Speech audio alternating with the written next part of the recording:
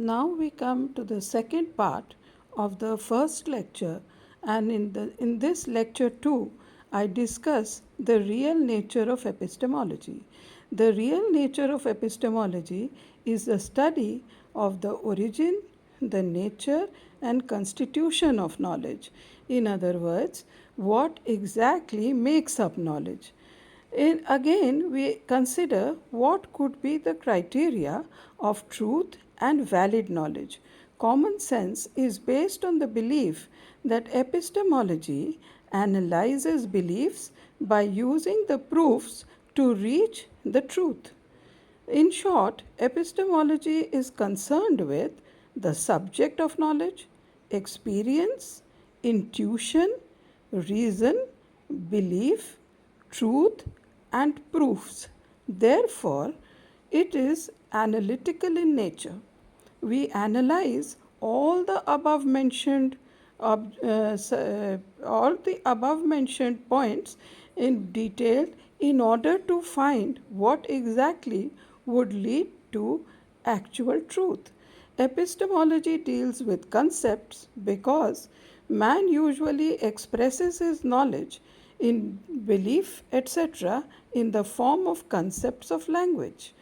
Therefore, it is believed that if language is properly analyzed and understood, then in order to know the truth, we will understand it by coming to the conclusion that language is ultimately the pathway to reach the truth. Epistemology deals with the subject of knowledge and object of knowledge. The knowledge itself is concerned with four main sources. Epistemology deals with these four main sources. The first is verbal testimony, or what we hear from other people. Secondly, there are sensations which we derive from our senses, and these senses are the reasons of why we connect to the outside world. The third is reason or rationality. Everything that we see, reason explains and conceptualizes, making it meaningful. And finally is intuition, is our own contribution to what we consider knowledge.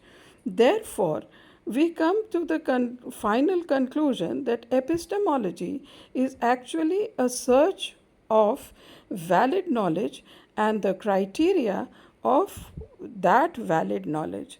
In this way, we can understand that knowledge itself is concerned with validity, and without validity, we cannot term anything to be something which constitutes knowledge.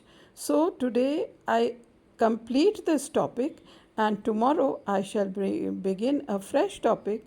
I hope this lecture in epistemology is useful to students. Thank you once again. I hope you will like and subscribe my lecture. I end.